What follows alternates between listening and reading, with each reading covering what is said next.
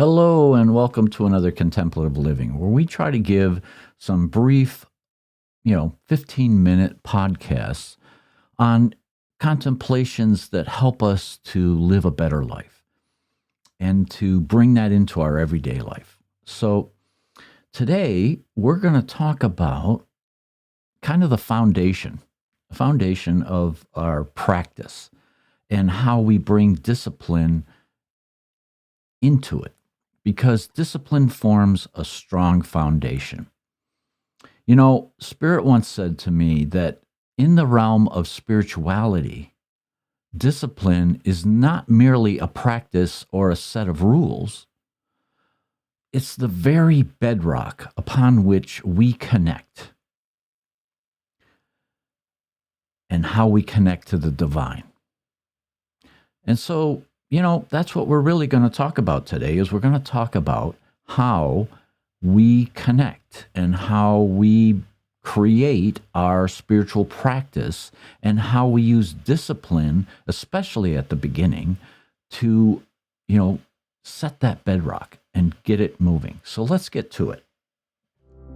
Welcome. Now creating a life of peace. This is Contemplative Living with David Bennett. Contemplations and reflections to help with spiritual living. This podcast is made possible by dharmatalks.com.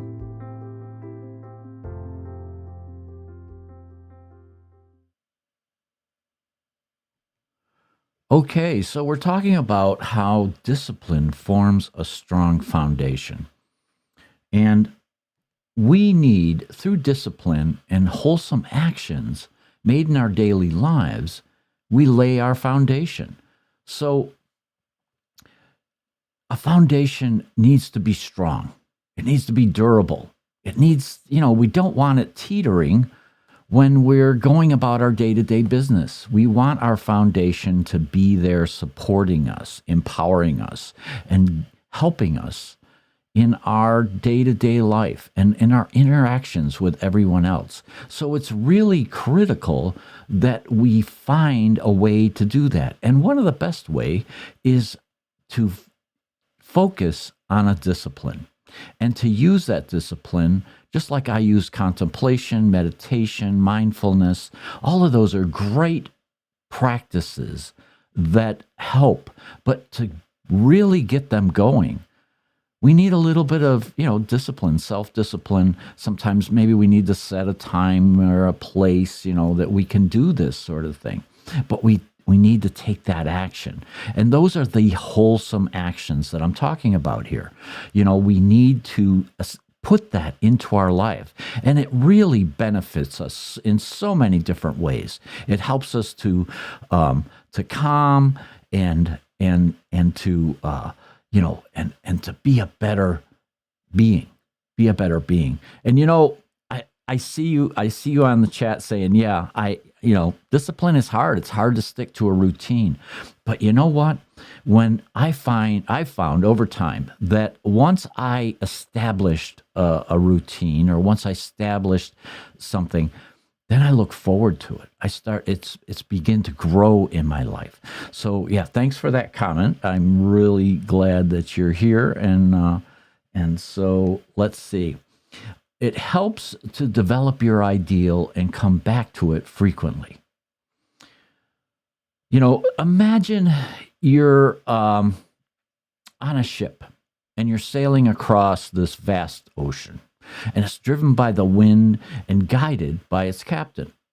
And just like this ship, our lives are propelled forward by our dreams, by our aspirations and our ideals, especially our ideals. These ideals serve as beacons of light in times of darkness, keeping us focused on our desired destination. So how do we develop these ideals? Well, it begins with introspection. Understanding who we are at our core and what truly matters to us. This self-discovery process allows us to uncover our passions, our values, and belief in what will ultimately shape our ideals. So once identified, it's crucial that we don't let these ideals collect dust on forgotten shelves or in the recesses of our mind. We have to revisit them regularly. That's what practice is, right? And so, like a sailor who's maybe tending their lines, they care for it. They carefully coil those lines so that they're ready to be of service at any time. And your ideal often provides clarity. It admits the life's chaos. That clarity is needed in our lives. And it reminds you why you started this journey in the first place. When challenges arise or distractions tempt you and lead you astray, connecting rejuvenates your spirit and it strengthens your resolve. So please try to allow room for growth within your ideals, because that ensures that they remain aligned with who you become over time. So our ideals evolve. So we need to nurture them throughout every stage of our life's voyage.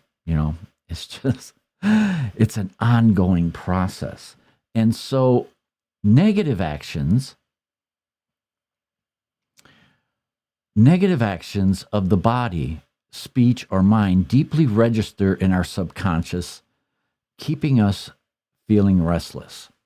Now, I'm sure I know I have definitely had some negative actions that I've done, and I've regretted it almost immediately. I realized that I just went negative, and so I try to catch myself, because that does resonate within me, and it knocks me off track because, it makes me restless. It makes me not feel centered. And so I try to avoid as much of the negative reactions as I can in the process of my day-to-day. So our true self is wisdom, and careful discipline aligns our actions with our divine nature.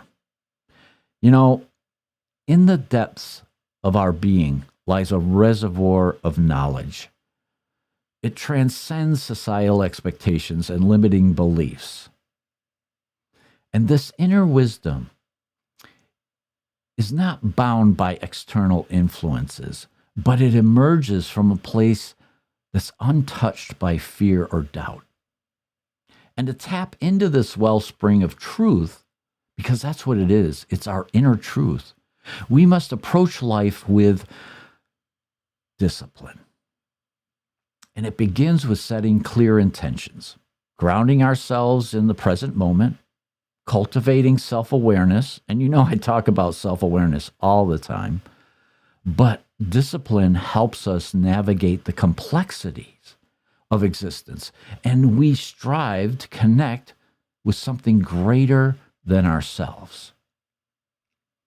When we embrace disciplined practices like meditation, journaling, or even physical exercise, we create space for intuitive insights to emerge. It's that quietness we can suddenly hear, and these practices allow us to access our inner guidance system. We all have an inner guidance system, but many times we just don't take the time to listen. And that system is an unwavering compass that leads us toward authenticity and keeps us aligned. So through careful discipline, we strip away the layers of falsehood, and we strip them away until only the essence, our essence, remains. Unadulterated wisdom flowing through every fiber of our being. Our cells are alive with memory, and we become vessels for universal truths while simultaneously, at the same time, embracing the uniqueness within each and every one of us. So, discipline means ensuring our mind does not swing from impulse to impulse. I know when I lose my focus, And when I get caught up in the circumstances, that, my mind starts to just jump around. It's that chattery mind comes forward. And so using that discipline, especially my practice is in the morning. I spend a short period of time in meditation, in contemplation, and then I do a little bit of journaling of what it is that I just experienced in my morning practice. And that sets my tone. That allows me to step forward in the day with a clear focus. And my mind is clear. I'm more productive. I'm more on task.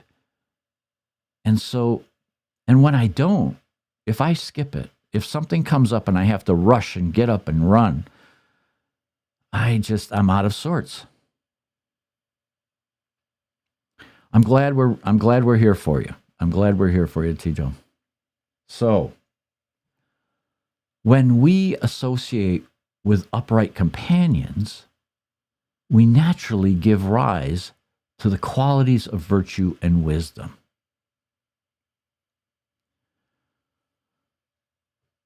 So it's important that we surround ourselves with folks that help us to elevate our nature, our being, of who we are. I know after I had my NDE, my values changed, my ideals changed, and so it was interesting that some of my friends didn't resonate with who I was becoming, and so they kind of drifted away, and it was sad. It wasn't, I wasn't real happy about it, but suddenly new friends came into my life who were more aligned with what my new vision is. And so, and with that, with these new fellows, with these new companions, with these new friendships, and this new sense of community, I found that their virtue and their wisdom helped buoy me up, helped give me what I needed, as well as me contributing to their self-worth. So it's important that we surround ourselves with community, with fellowship that we can rely on. Now, I see in the chat that why do negative actions, thoughts have the effect of making us restless? I certainly experienced that, but I'm not sure why. Well, it's because, when we're focused and we're being mindful, we're connected to our higher nature, our true self. There's a lot of names for our higher consciousness. And when we allow ourselves to get swept away with the circumstances, then we're no longer centered. We kind of lose that connection. It's still there. It's just that we're not tapped into it. And so that's why we feel restless, because it's like something's missing. We're trying to find out what it is that we really want. Now, an ethical foundation benefits the present life and future generations.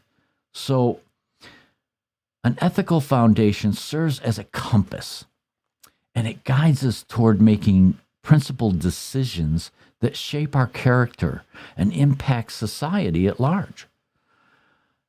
Whether it's in personal relationships or professional endeavors, an ethical framework brings harmony, goodwill, and long-term success. In our world, things are moving rapidly, and cultivating an ethical foundation is more vital than ever. It offers us the opportunity to evaluate the consequences of our actions beyond the immediate gains and consider how they affect others and the environment.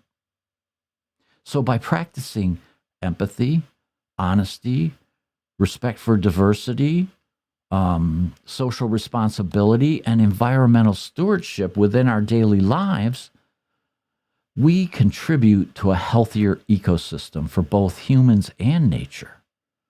So by embodying ethics as part of our fundamental identity, rather than viewing them as just mere abstract concepts or even rules that are imposed upon us, then we empower ourselves to make conscious choices aligned with what truly matters.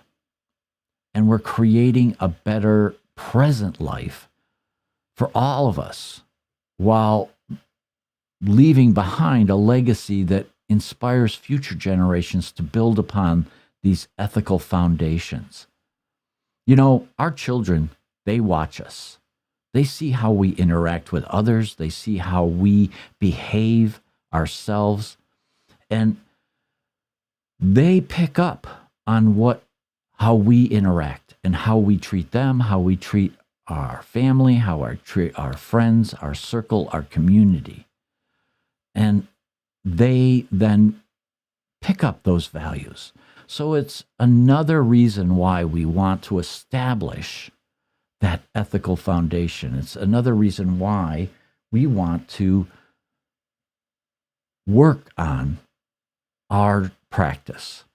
Bring it into, it's nice to have a practice, but to just have a practice and then set it aside and go about our day isn't really benefiting us. We need to use our practice, focus on it, and then bring it into our day-to-day life and allow it to help us be centered, to allow it to give us guidance and to be there for us as we go about our business. Thank you so much for being here today, and I hope you have a blessed week. Namaste. Thank you for listening today to Contemplative Living with David Bennett. Please be sure to subscribe, listen, and share with your friends wherever you listen to your podcasts.